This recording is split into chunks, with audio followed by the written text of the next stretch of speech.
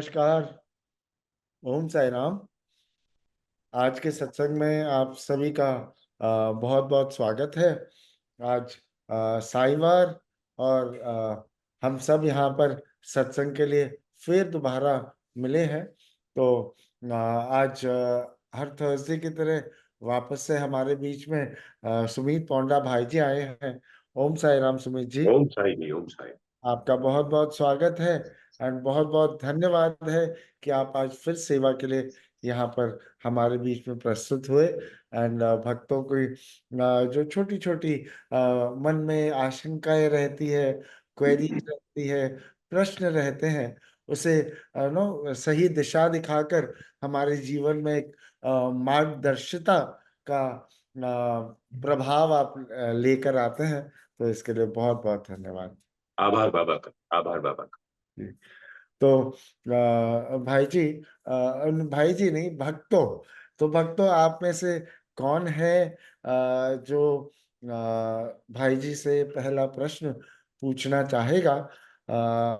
अपना hand raise करें या फिर अपना प्रश्न चैट बॉक्स में डालें या फिर डायरेक्टली आप अपने आप को अनम्यूट करके भी क्वेश्चन पूछ सकते हैं।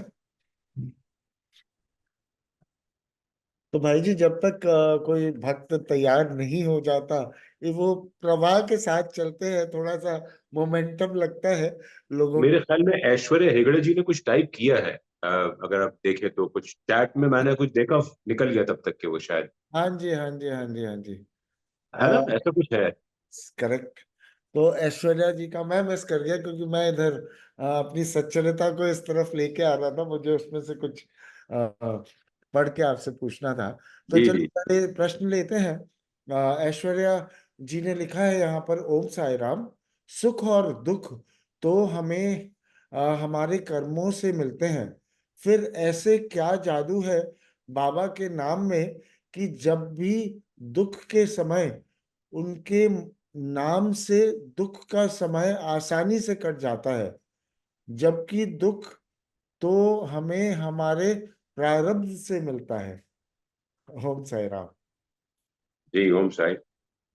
ऐश्वर्या जी, हम सुख और दुख को अलग अलग नहीं कर सकते कभी भी। सुख है तो दुख नीचे होगा, और दुख अगर ऊपर है तो सुख नीचे होगा। दोनों की अपनी एक इंटेंसिटी होती है, दोनों की अपनी एक तीव्रता होती है।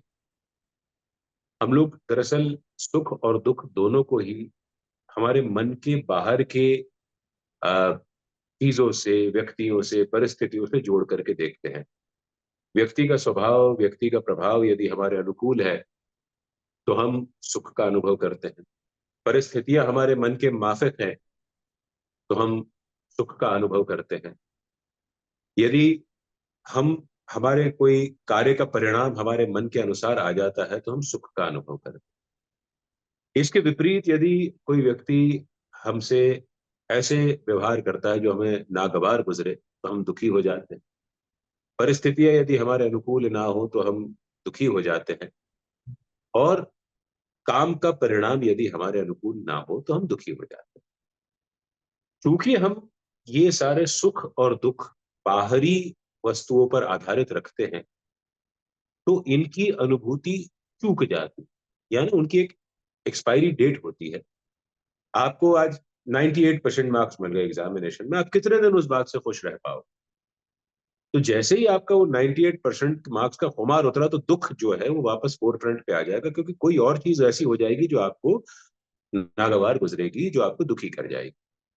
तो सुख और दुख दोनों एक ही जगह पर एग्जिस्ट करते हैं। केवल किसी की अनुभूति उस समय ज्यादा हो जाती है तो आप उसको अनुभव करने लगते हैं, और किसी की अनुभूति जब कम हो जाती है तो आप उसको अनुभव को कम करने लगते हैं।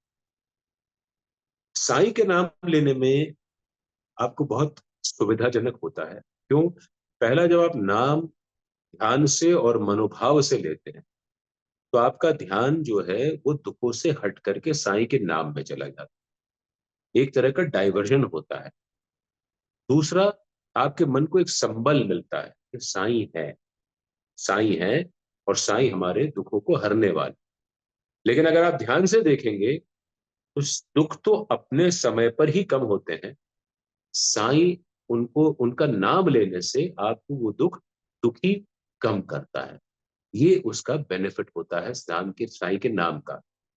दूसरा, आप साईं का जब नाम लेते हैं तो आप गाहे बगाहे चाहते हुए भी कोई गलत काम नहीं कर सकते। और जब आप गलत काम नहीं कर सकते, और जब आप गलत कामों में नहीं अपने आप को इंडल्ज करते हैं, तो आप अपने प्रारब्ध को सुधारने में लग जाते हैं। क्योंकि तब आपसे कोई बुरा काम होगा नहीं, बुरे काम का बुरा नतीजा, अच्छे काम का अच्छा नतीजा। तो जब बुरा काम नहीं होगा तो बुरा नतीजा नहीं मिलेगा। तो साईं के नाम का ये प्रारब्ध है। इसीलिए बाबा ने साईं सच्चरित्र में दाभोलकर जी से लिखवाया भी है कि मेरे नाम स्मरण का फायदा ये होता है कि आदमी के प्रारब्ध और उसके दुख सब शहने शहने क्षीण होकर के खत्म हो जाते हैं। तो आपको उसकी अनुभूति जो है, दुख की अनुभूति साईं का नाम लेते ही कम होने लगती। तो और सुख, तो चूंकि आपको दोनों ही चीजें हैं, तो जब दुख की अनुभूति जैसे ही कम होती है तो आप सुख का एहसास करने लगते हैं। Now this is how they really को एग्जिस्ट। और इस संसार में ऐसा कोई क्षण नहीं है जिसको आप सुख और दुख में अलग अलग सेग्रीगेट कर सकें। ऐसा कोई मनुष्य नहीं है जो फुल टाइम सुखी रहता हो या फुल टाइम दुखी रहता, क्योंकि हम लोग बाहर की चीजों से जोड़ते हैं और बाहर की चीजों से जोड़ करके हम इन दोनों में जो है अपने आप को ढूंढने लगते हैं, which makes it very difficult for us to go go with the flow, सुख के समय या दुख के समय। सो अपने आप को सेम्बलेंस में रखिए, बैलेंस में रखिए, और अपने समता का भाव मन में रखिए। साईं के नाम लेने से ये समता का भाव फुल टाइम नहीं रहेगा, कुछ देर भी रहेगा, और जितनी देर रहेगा आपको सुखी करके जाएगा। धीरे धीरे प्रैक्टिस के साथ बढ़ता है। आई होप बाबा ने आपकी जो मंशा थी उसको क्लियर कर दिया है। थैंक यू भाई जी। आई होप ऐश्वर्या जी को अपने प्रश्न का जवाब मिल गया होगा। हाँ, हम उन्होंने लिखा भी है, उसमें चैट बॉक्स में लिख भी दिया उन्होंने। हाँ जी। तो हमारे पास में और कुछ प्रश्न आए हैं चैट बॉक्स में, बट पहले प्रतिभा नायर जी ने हैंड रेज किया है, तो मैं उनसे रिक्वेस्ट करूंगा कि प्लीज आप अपने आप को अनम्यूट करें। अगर वीडियो ऑन कर सकें तो कृपया वीडियो ऑन करें एंड अपना प्रश्न पूछें please. Hello, Om Sai Ram. You can Om hear me? Sai, I can Pratibha ji. Okay. Good evening. मेरा नाम प्रबीता है। प्रबीता जी जी। मेरा ये क्वेश्चन है कि हम साईं बाबा की टीचिंग्स मतलब every day we try to inculcate some और द अदर टीचिंग्स। सब तो नहीं कर सकते, बट फिर भी we try to follow something और the other. And but eventually we are humans, तो हमने कुछ ना कुछ तो गलतियां, कुछ ना कुछ तो होते ही रहता है कि like we are just not so pious कि हम हर एक चीज से अलग है। तो my thing is that when we deal with people, when we deal with humans, we are, if we are shant, if we are like not resisting to their thoughts, we are good, we are good in front of them. But in case if we start opening our mouth, if we start resisting, we start correcting them, they feel so bad, they feel so offended, and then they say अरे बड़ा बाबा बाबा करती है ये तो साई बाबा की भक्त है, and this is how she talks, this is what you read. तो वो बहुत बुरा लगता है कि they are judging me because of my Sai Baba, and they are judging my Sai Baba. So how am I how can I act normal? Because मैं अभी कुछ भी करूँ तो it is going to my Sai Baba's report card कि साई बाबा ऐसा है। तो ये मुझे नहीं जानना है, because my Baba is pure for me and I cannot act fake. So I have to open my mouth. Whether it is wrong, I have to say something. So I cannot be so quiet and so decent और मैं चुप बैठूं। तो ये मुझे बहुत hurt करता है कि मैं अगर गलत करूँ तो मेरे Sai Baba, like how your parents feel no, कुछ भी होगा तो पेरेंट्स का नाम खराब होता है, वैसे ही साईं बाबा का नाम खराब हो रहा है। अगर मैं शांत हूँ तो everyone is fine with it. ठीक है ना, उनको जो जज करने दीजिए, क्या प्रॉब्लम है आपको? आप क्यों परेशान हो रही हैं? आपके साईं बाबा को बिरेट नहीं कर रहेंगे किसी भी तरह से, वो करेंगे तो भी उनको बाबा पे फर्क नहीं पड़ना और आप पे फर्क नहीं पड़ना, so long as but I you. Don't know how to answer them when they say अरे बड़ा बाबा बाबा करती है। तो पहले सब मैं इग्नोर मारती थी, I used to just ignore them. एक बार तो मेरे को इतना गुस्सा आया था, साईं बाबा है इसके लिए मैंने इतना ही बोला, अगर साईं बाबा नहीं होता था ना, I could have gone even far. But right now शाबाश, शाबाश, वंडरफुल, यही I, बोलना था। I don't know if this is the right approach or not. नहीं नहीं, बिल्कुल ठीक है। सी प्रबीता, राइट? प्रबीता, ये नाम मैंने पहली दफे सुना, इसका अर्थ क्या होता है? What does it mean? Actually, like Prabhat only, it means the first ray of the sun. That's it. अच्छा, तो उसका उसका एक और शब्द होता है, आरुषि भी कहते हैं उसको। Okay, yes. जो पहली सूरज से पहली किरण फूटती है उसको हम आरुषि कहते हैं। Nice name. So long as you are true to yourself, so long as you are not being biased or prejudiced, so long as you are not speaking out of frustration, so long as you are not deliberately offending anyone, you can rest assured कि वो आपको और आपके बाबा को अगर गलत बोल भी रहे हैं तो आपके और आपके बाबा पे कोई फर्क नहीं पड़ना। आप अपना कॉन्शियस क्लियर रखिए, कोशिश करिए कि आप ऑफेंड ना करें लोगों को, क्योंकि लोग तो जो है वो बोलते रहेंगे, उनका उनका काम है बोलना। और हम रिएक्ट ना करें, क्योंकि हम ह्यूमंस हैं। Humans are not suppose to react, chemicals are suppose to react, humans are suppose to respond. So respond करेंगे ना तो थोड़ा सा उसमें हम सोच करके करें। तो जब हम रिस्पॉन्ड करेंगे तो कई बार हम, हो सकता है कि बहुत सारी गैर जरूरी बातों पर जो रिएक्ट करते थे वो छूट जाएगा, आपको शायद उसकी जरूरत ही महसूस नहीं होगी। तो ट्राई एंड कंट्रोल योरसेल्फ। जहां जरूरत हो किसी को गलत ठहराना है, अगर उसको गलत ठहरा के भी हमको कुछ नहीं मिल रहा है तो ठीक है। अब किसी को हम गलत ठहरा रहे हैं, वो इसलिए ठहरा रहे हैं कि उसमें सुधार आ जाए।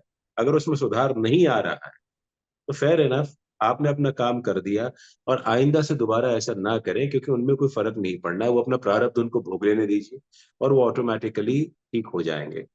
तो आप अपने कॉन्शियस में क्लियर रहिए, कोशिश करिए कि आप रिएक्ट ना करके रिस्पॉन्ड करें। और रिस्पॉन्ड अगर करेंगे तो फिर आप बहुत सारी ऐसी इनकन्वीनियंट परिस्थितियों में अपने आप को डालने से बच जाएंगे। But जी, बस ये इतना मैं बाबा I try मुझे। to be, cool and calm, but sometimes it just goes out of my hand, and then I have to respond, and I ठीक है, we really are all after all human beings, कोई दिक्कत नहीं है। बोल दिया ना, ठीक है, बोल देख लेंगे, काम खत्म। So thank you, thank you so much. try and exercise restraint. That is important. Yes, sure. Thank you. Thank you, Sairam. So, one more small bit of point to be added from my side कि हम करनी और कथनी में जो gap है ना, उसको जब थोड़ा थोड़ा करके कम करते जाते हैं तो ऐसी सिचुएशंस अराइज भी होना कम हो जाती है। तो अगर हम हमारी करनी और कथनी को एक करने की कोशिश करें तो इसमें और भी फायदा होगा। This is just purely my thought. तो चलिए, सुनील नायर जी, आप थोड़ा सा वेट कीजिए, कुछ क्वेश्चंस हैं यहाँ पर। शर्मिला पटेल जी ने सवाल पूछा है। Om Sai Ram, I connect to Baba ji any time, but how should everyone get connected? It is hard to explain for me, kindly explain. Sharmila ji, मैं समझता हूं कि आपके क्वेश्चन का प्रेमाइस ये है कि लोग आपसे पूछते हैं कि वो बाबा से कनेक्ट कैसे करें। So to each his own. Sujay ji connect कर रहे हैं, आरती ले रहे हैं। हाँ जी, हाँ जी। हाँ, आप आपके दर्शकों को भी आरती दिखा दीजिए तो वो सब भी आरती ले लेंगे। जी, लीजिए, ये लीजिए, चलिए, बहुत बढ़िया। शर्मिला जी, टू ईच हिज ओन, जो मैं हमेशा कहता हूं ना कि मेरे अंदर बैठे साईं का आपके अंदर बैठे साईं को अभिवादन, अभिनंदन, आलिंगन और नमन। तो हर किसी की साईं की अनुभूति जो है वो उसके साईं को परिभाषित करती है, ये ऐसा मेरा मानना है। और बाबा का जुड़ाव उसी से हो पाएगा जिससे बाबा चाहेंगे कि उसका जुड़ाव हो सके। तो यदि कोई आपसे पूछता है तो उनको कहिए कि बाबा स्वयं अनुभूति करने की जो है वो विषय है। बाबा अनुभूति का विषय है, प्योरली अनुभूति का विषय। तो उनको जब अनुभूति होने लगेगी, और उसमें आप और मैं कोई भी हम मदद नहीं कर पाएंगे। यदि हम बात भी करेंगे उनसे, बाबा के गुणगान भी करेंगे, मैं जैसे अनुभव करता हूं कि कथा के दौरान लोगों के इमोशंस बहुत ऊपर रहते हैं। कथा सुनते सुनते उनको लगता है कि कथा उनसे बात कर रही है। लेकिन फिर क्या होता है, वो कथा में तो बैठते हैं लेकिन कथा उनके अंदर नहीं बैठती। तो ऐसे ही वो साईं को जाते हैं, साईं को मानने जाते हैं, लेकिन साईं की नहीं मानते। साईं को मानते हैं लेकिन साईं की नहीं मानते, तो वो अनुभूति कम हो जाती।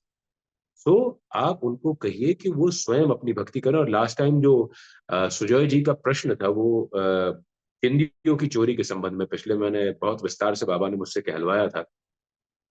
तो यही गलती बीवी देव ने भी करी थी कि उन्होंने बालक राम से पूछ लिया था कि उन्हें बाबा की कृपा कैसे प्राप्त हुई। और उसमें बाबा ने कहा था कि मैं तुम बुड्ढे, तुमने मेरी चिंदियों की चोरी की है। तो this is very very subjective. जो साईं है वो बहुत सब्जेक्टिव है। मेरे साईं आपके साईं से हमेशा भिन्न होंगे।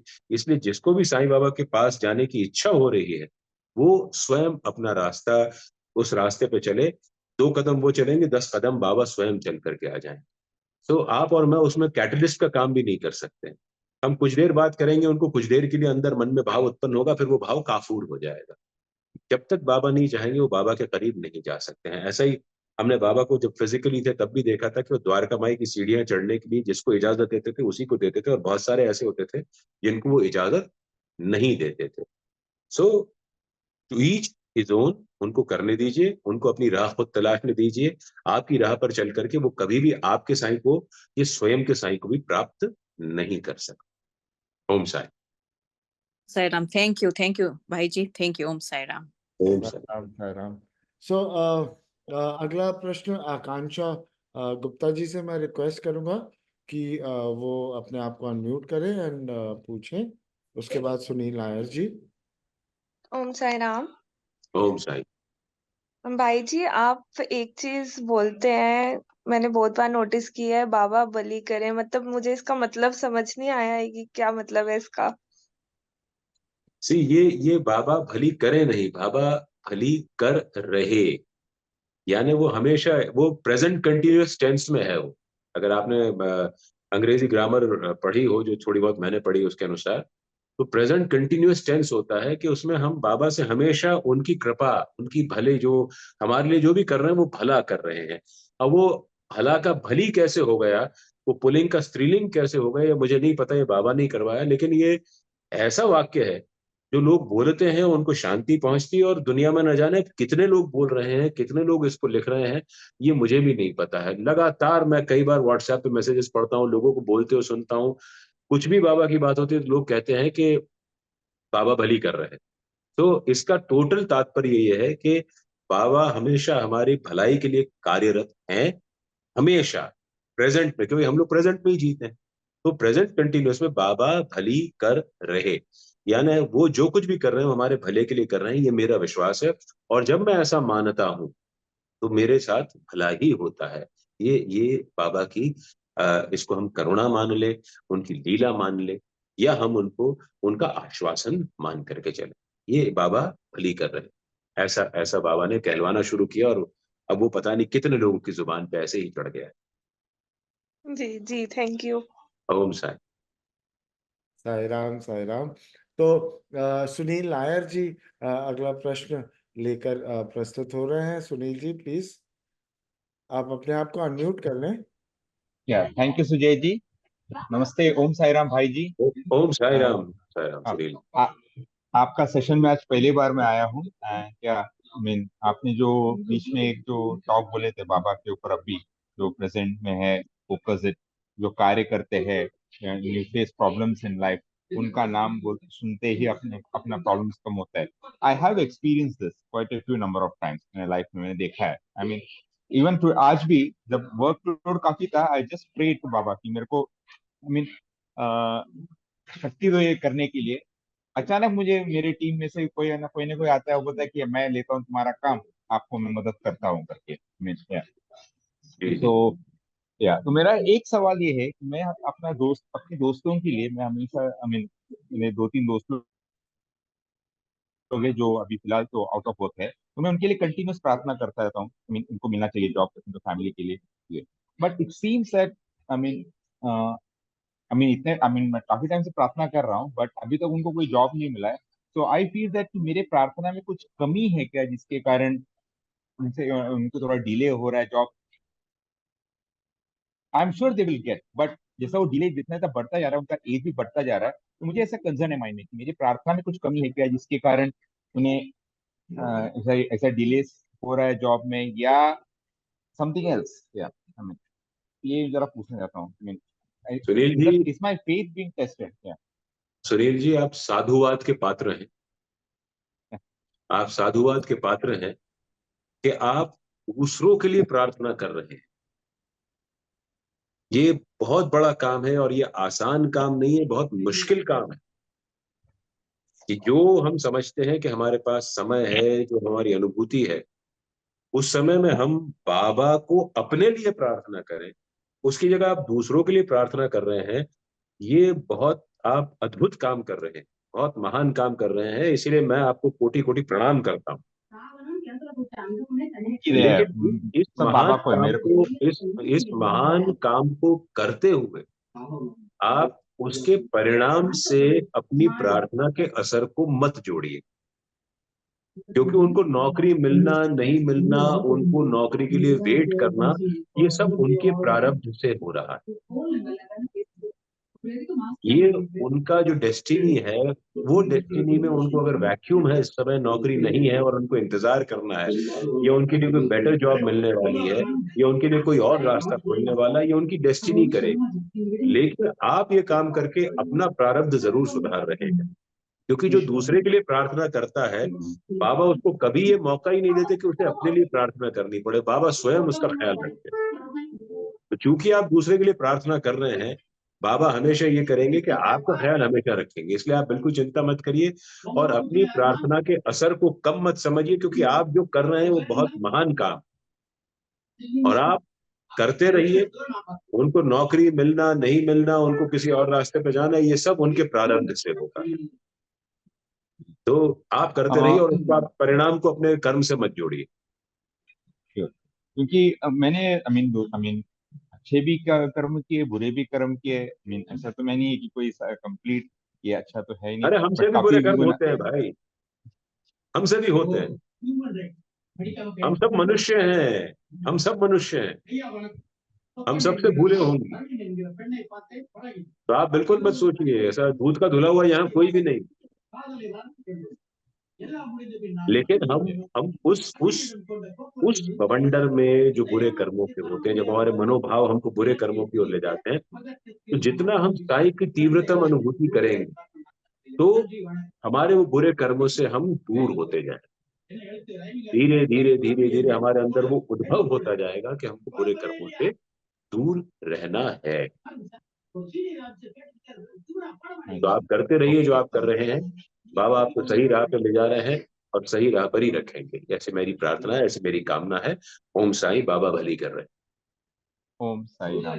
थैंक यू भाई, थैंक यू बाबा, आपको भी Baba bless you Sai all. Ram, Sai Ram.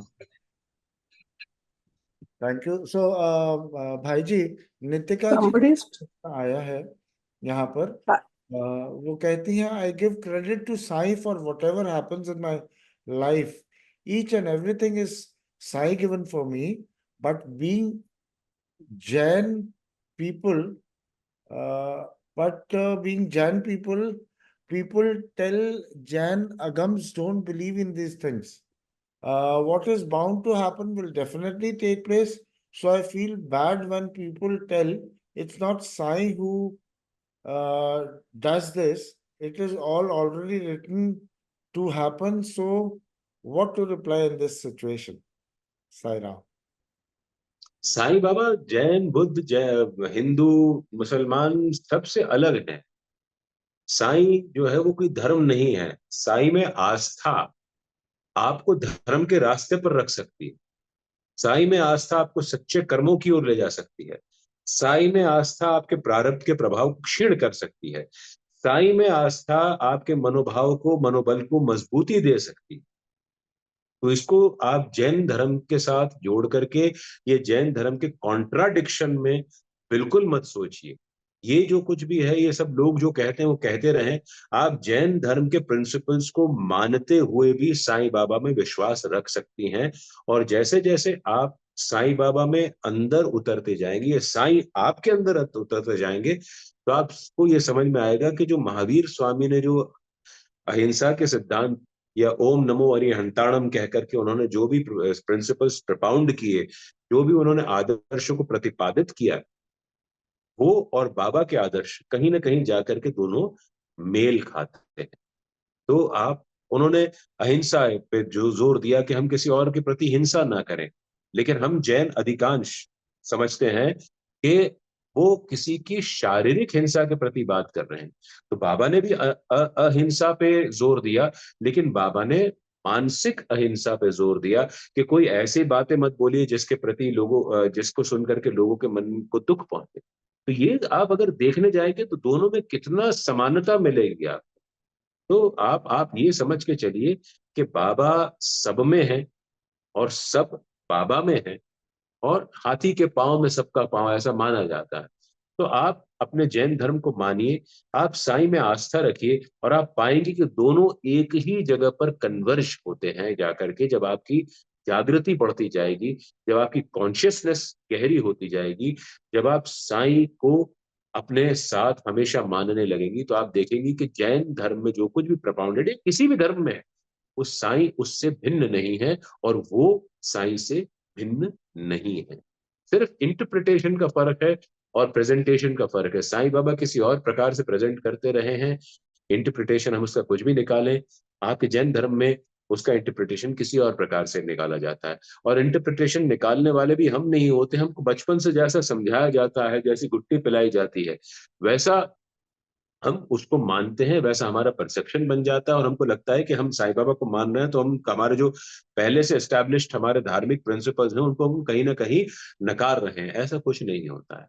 ये कॉन्शियसनेस आपके अंदर बढ़ने दीजिए, फिर आप देखेंगे कि सबका सब कुछ एक जैसा ही होता है। कहीं कोई किसी महापुरुष ने कोई भी चीज एक दूसरे से भिन्न नहीं कही। That is how it is. Om Sai, Baba भली कर। सायराम, आई होप नितिका जी आपके प्रश्न का आपको उन्होंने लिख दिया थैंक्स अ लॉट। अच्छा, तो मैं चैट बॉक्स में थोड़ा ऊपर हूँ, क्योंकि नहीं तो प्रश्न जो है वो गायब हो जाते हैं। जी। तो अगला नो प्रश्न हम देख पा रहे हैं यहाँ पर दिनेश दवे जी का। उन्होंने पूछा है, अगर आपको सुख महसूस हो तो ऐसा मानना कि सुख मेरा नहीं है, ऐसे दुख को भी मानेंगे तो हमको कभी तकलीफ नहीं होगी, क्या ये सही है? मैंने अभी कुछ देर पहले ही शायद ऐश्वर्या जी के प्रश्न में इसी बात का जवाब दिया था कि सुख और दुख जो है वो एक दूसरे से भिन्न नहीं हो सकते, और आपका सुख जो है वो आपका ही है, आपका दुख भी आपका है। आपको ये मानना पड़ेगा, और यही आपकी मुक्ति की राह खोलेगा। जब आपने इस चीज को एक्सेप्ट कर लिया कि आपका सुख भी आपके कारण है, आपका दुख भी आपके कारण है, और सुख और दुख आपके अंदर से ही प्रतिपादित होते हैं, निकलते हैं, तो आपको कभी भी इस बात को लेके आप सुख होगा तो आप बहुत ज्यादा उच्छृंखल नहीं हो जाएंगे, आप उछल कूद नहीं करने लगेंगे। और जब दुख हो जाएगा तो दुख आपको दुखी नहीं करेगा। तो आप तो मान लीजिए कि जो कुछ भी आप महसूस कर रहे हैं, जिस भी ऐसा महसूस एक्सपीरियंस से आप पसार हो रहे हैं, वो सब आपके अपने कारण है।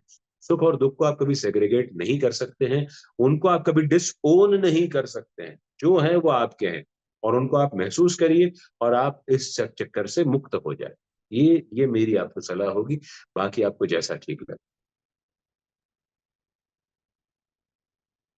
जी, थैंक्स। ओम साई राम, बाबा भली कर। Thank you Sairam. मेरा एक कॉल आ जाता, सॉरी। सो लक्ष्मी बीरा जी ने बीच में अपने आप को अनम्यूट भी किया था। वो शायद कुछ पूछना चाह रही हैं। उन्होंने लिखा है, my situation is also same, I am also not getting any jobs even after so many trials. ये उनका शायद प्रश्न है क्या? Lakshmi Bira ji, do you want to ask? Namaste ji. No, my same. I'm also facing the same situation here. No, somebody was talking when Bhaiji was talking, and Sunil Bhai Yes, also. I was answering to Mr. Nair. Somebody was disturbing so much. That's why I said, somebody must mute it. That's why I unmuted myself. जी जी जी। Actually, it was the background noise of Mr. Nair only. So even I was confused that, I mean, where is the noise coming from? But it was He's not, yeah, at the his background. background. Right. Okay. So Okay, ji. Thank you. we cannot see any questions here. Is there anybody who would like to put up any questions? We still have some time. So if not, then no. Bhai ji. Yeah, I do have a question, Sujay Oh, ji. yes, please. Okay ये भाई जी के लिए जी क्या है कि मेरा first question ये है कि इन साई सचरित्र बाबा जी ने हाजी सिद्दीक फाल्के उनसे उसको 9 मंथ्स तक रोका था ना मंदिर मस्जिद के जी अंदर आने के लिए बहुत रोका था। उसके बाद बहुत प्रश्न बोला था, लाइक पूछा था, वो इस तरफ से आ सकता है या पैसा दे सकता है, ये सब पूछा था, उसने हाँ किया था। जब जी उसने बोला कि आपकी आपकी पॉट से मैं थोड़ा-सा छोटा टुकड़ा भी से मैं संतुष्ट हो जाऊँगा बोला से, बाबा जी जी बहुत गुस्सा हो जाते हैं। वो जी होके उनके पास जाके बात करते हैं ना जी तो तब बाबा जी ने शांत हो जाते हैं फिर भी उससे बहुत गुस्सा करते हैं, उसके बाद शांत हो जाते हैं बाबा और उसको 55 रुपीज भी देते हैं और बहुत सारे जी मैंगो खरीद के देते हैं ना। बाबा जी जी ने क्यों ऐसा किया था? मुझे पता है बाबा जी तो अल्लाह मालिक है, इसीलिए उससे बोला कि क्या तुमने मक्का मस्जिद जा, गया था इसीलिए तुमको मैं नहीं like you didn't recognize me because you went to Mecca Masjid, ऐसा बोला था ना बाबा जी ने। तो उसके बाद उसको 55 रुपीज क्यों दिया, मैंगो वो सब क्यों दिया, ये सब मेरी समझ में नहीं आया। जी आप थोड़ा एक्सप्लेन कर सकते हैं भाई? जी बहुत अद्भुत कथा है हाजी सिद्दीक फाल्के की। आप देखिए कि किसी भी मुसलमान के जीवन में हज यात्रा जो होती है वो सबसे मुकद्दस या पवित्र यात्रा मानी जाती है और उससे बड़ा कुछ नहीं माना जाता है। लेकिन आप देखिए उस व्यक्ति की, हाजी सिद्दीक फाल्के कल्याण के रहने वाले थे, बहुत बहुत अमीर व्यक्ति थे, लेकिन संत भी थे उसके साथ साथ, व्यापार भी करते थे लेकिन संत भी थे। और आज भी कल्याण में उनकी दरगाह बनी हुई है, उनका मकबरा बना हुआ है, लोग आते हैं वहां पर और उसके दर्शन भी करते हैं वहां पर। हाजी सिद्दीक फाल्के जब हज करने के बाद, जब मुसलमान समझता है कि वो अल्टीमेट पा लिया, उसने हज कर लिया, उसके बावजूद भी उनके मन में इच्छा हुई कि वो शिरडी जाकर के साईं बाबा के दर्शन करें।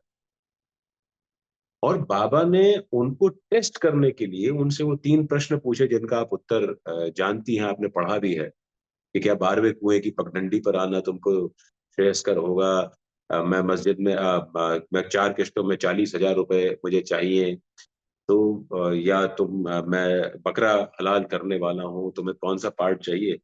तो इस जगह पे जब उसने सब बाबा के हिसाब से अच्छे आंसर्स दे दिए, जब उसने ये कह दिया कि जैसा बाबा चाहेंगे वैसा सब हो जाएगा, उन 3 प्रश्नों का सार, बहुत गहरी बात है, ये बहुत गहरा है। अब इतना समय नहीं है कि हम हाजी सिद्दीक फाल्के पे बहुत लंबी कथा कर पाए, या वो जो बाबा के साथ उनका एपिसोड है उस पर बहुत लंबी बात कर पाए, तो समय बहुत निकल जाएगा। लेकिन जब बाबा ने उसको इन 3 प्रश्नों पे टेस्ट किया और उसने जब आखिरी प्रश्न का उत्तर दिया कि मुझे बाबा के थाली से, बाबा के खाने में से एक निवाला भी मिल जाए, तो बाबा उसके पास गए और उसका अल्टीमेट इम्तिहान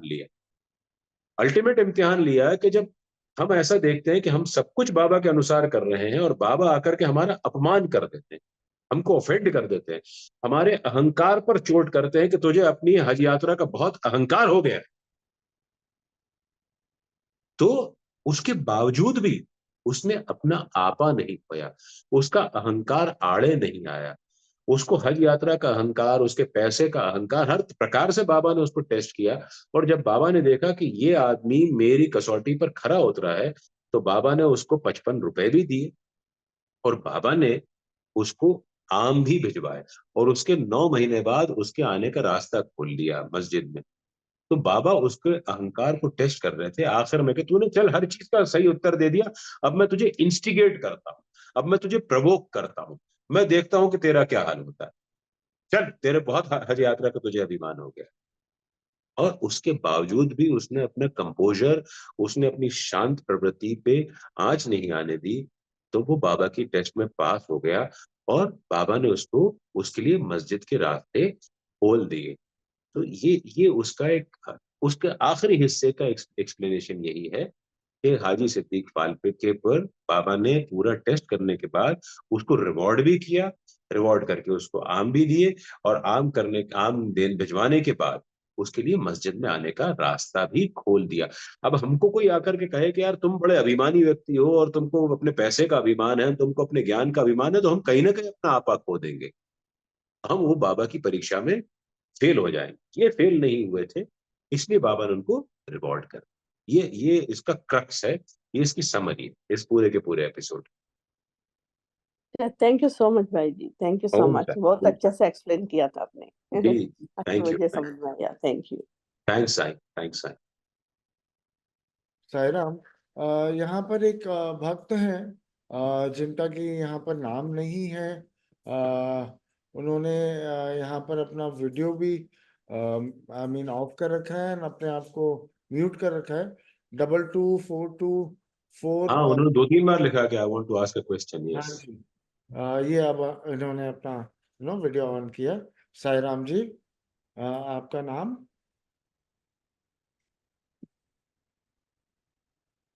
साई राम, आप क्या कोई क्वेश्चन पूछना चाहेंगे?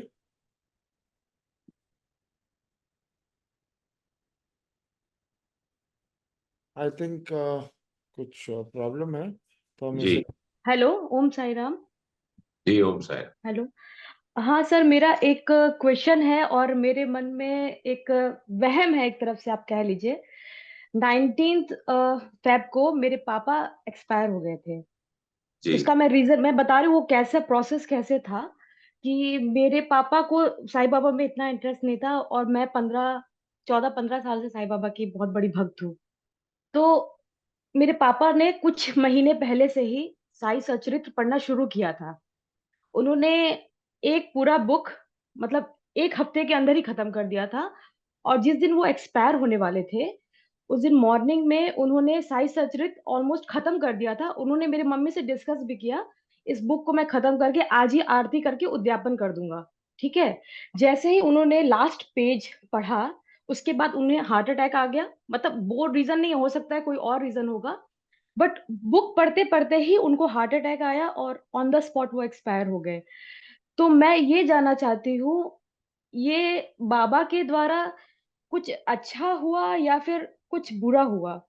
मुझे ये चीज़ समझ में नहीं आ रहा है क्योंकि हम लोग बहुत ज़्यादा मानते हैं बाबा को। मैं, मेरी सिस्टर, मेरी मम्मी, तो कहीं न कहीं हमारे मन में एक क्वेश्चन है कि बाबा ने ऐसा क्यों किया? मतलब जो आपके प्रति इतना ज़्यादा आश्रित हो रहा है, जो आपके बारे में इतना जो नहीं पहले इतना सोचता था, वो अब सोचना शुरू कर रहा है, तो एकदम से ये कैसे हो गया? तो मैं उस चीज़ को उस एक कहीं न कहीं नेगेटिव थॉट आ रहा है, बट अभी भी साईं बाबा के लिए मेरी वही श्रद्धा है और जैसा कि मेरा नाम भी श्रद्धा ही है और बस मैं ये जानना चाहती हूँ कि ऐसा हुआ क्यों? और कहीं न कहीं बाबा मेरे पापा से या हम लोगों से कहीं न कहीं नाराज़ थे या खुश थे? बस मुझे ये जानना था। मेरे मन में हम लोग हमेशा ये चीज़ डिस्कस करते हैं कि ऐसा क्यों हुआ? मेरी मम्मी हमेशा बोलती हैं कि वो जल्दी बाबा की प्रार्थना नहीं करते थे, अभी स्टार्ट करा था उन्होंने, तो एकदम से ऐसे कैसे हो गया? कहीं बाबा हमसे नाराज़ तो नहीं हैं? बस यही सर मुझे पूछना था। जी, जी, ओम साईं श्रद्धा जी। अ, हुँ, मेरी सही है। हृदय से संवेदना है आपके परिवार के साथ, आपके साथ। जी, और ईश्वर आपके पापा को अपने श्री चरणों में स्थान दे, आप सबको ये दुख सहन करने की शक्ति दे। देखिए, थैंक श्रीमद् भगवत गीता में भगवान श्री कृष्ण ने अर्जुन से कहा भी था कि जो व्यक्ति अंतिम समय पर जिस चीज का ध्यान करता है वो उसको पाता है। जी, तो ये आप इसको बाबा का आशीर्वाद मानिए कि it is not the length of our devotion, it जी, is not volume of our devotion, it is the depth of our devotion that gets you to any person that you adore, और जिसको आप आराध्य मानते हैं, जिसके प्रति आप भाव रखते हैं। आप इतने सालों से बाबा में मानती हैं, आपके पिताजी ने हफ्ते 10 दिन में बाबा को वो पा लिया कि उन्होंने अंतिम समय में बाबा का ध्यान किया, तो उन्हें बाबा प्राप्त हो गए। जी आप यदि श्री साईं सच्चरित्र का भी अध्ययन करेंगी तो आप पाएंगी कि जब बाबा को यह आभास हो गया था कि उनके अंतिम समय आ रहा है, तो उन्होंने मिस्टर वजह को राम विजय पढ़ने के लिए कहा, और राम विजय पढ़ लिया एक बार पूरा, उसका आवृत्ति पूरी हो गई। और उसके बाद बाबा ने मिस्टर वजह से फिर कहा कि यार तुमने दोबारा शुरू करो। तीन तीन दिन पढ़ पाए, उसके बाद वो थक गए और उस दिन बाबा ने महासमाधि ली। तो देखिए, बाबा ने कहीं न कहीं अपने चरित्र का एक अंश आपके पिता के जीवन में उतार करके रख दिया। कितनी बड़ी बात कि आपके पिताजी ने वो हफ्ते 10 दिन के अध्ययन में, श्री साईं सच्चरित्र के अध्ययन में वो हासिल कर लिया जिसको हासिल करने के लिए हम लोग जीवन भर तड़पते रहे। तो आप इसको बाबा की कृपा मानिए। देखिए, आयुष जो होता है, हमारी संपदा जो होती है, हमारे जो रिश्ते नाते हैं, वो सब प्रारब्ध से होता है। कि आपके पिताजी का इतना आयुष लिखा था, उनकी इतनी आयु लिखी थी, उन्होंने उतनी आयु ही जीना था, लेकिन अंतिम समय में उन्होंने बाबा को हासिल कर लिया। ये आपके परिवार के लिए बहुत बड़ा संबल होना चाहिए, आपके लिए संबल होना चाहिए। और ये मान के चलिए कि वो आपके पिताजी होते हुए आपकी माँ, आपकी बहन और आपके साईं में विश्वास को और दृढ़ कर गए जाते जाते आपके पिताजी। तो आप इस बात पे बाबा का शुक्र मनाइए। बाबा ने उनको सदगति दी है, और अंतिम समय में चूंकि वो बाबा के ध्यान में थे, इसलिए अब आगे आने वाले सभी जन्मों में उन्हें बाबा का साथ सानिध्य मिलेगा। ये हम मान करके चलें, ये विश्वास रख करके चलें, और उनकी आत्मा की शांति के लिए प्रार्थना करें। जी thank you sir. Om thank you. Sai, Om Sai Sai. Ram. काफी इमोशनल मोमेंट्स हो जाते हैं जब हम बाबा की ही बातें करते हैं। जैसे कि भाई जी ने आज याद दिलाया, वो चैप्टर 42 और 43 जब कभी भी पढ़ते हैं तो हमें मन भर आता है कि ऐसा प्रतीत होता है। तो ये सत्संग में भी कई बार 2 3 4 ऐसे क्वेश्चंस उठते हैं जिसमें सच्चरिता का रेफरेंस होता है। तो वो जैसे लक्ष्मी बीरा जी ने अभी मतलब एक स्टोरी के रूप में वो पूरी हाजी सिद्दी फाल्के की हम सभी को याद दिला दिया। ऐसा लग रहा था कि कोई स्टोरी नरेट कर रही है। एंड लास्ट में एक छोटा सा प्रश्न पूछा, तो बहुत ही आनंद आता है। सत्संग में आप सभी जुड़ते हैं एंड भाई जी एक एक प्रश्नों को इतनी अच्छी बेखूबी से जवाब देते हैं। तो सुजय जी, बखूबी हाँ, बखूबी। बखूबी। सॉरी, आई मीन एक तो सबसे ज्यादा मुझे बहुत खांसी और सर्दी हुई भी है, तो मैं जी यहाँ जी, पे बॉटल्स खोज रहा हूँ कि कौन सी सर्दी वाली है। सब गैस्ट्रिक वाली ही मिल रही है मुझे, सर्दी ये वाली। क्या हाल बना रखा है, कुछ लेते क्यों नहीं आप? चलिए, यहाँ से भाई जी आपको बहुत बहुत धन्यवाद। सभी दर्शकों को बहुत बाबा बहुत को धन्यवाद, बाबा को धन्यवाद। धन्यवाद।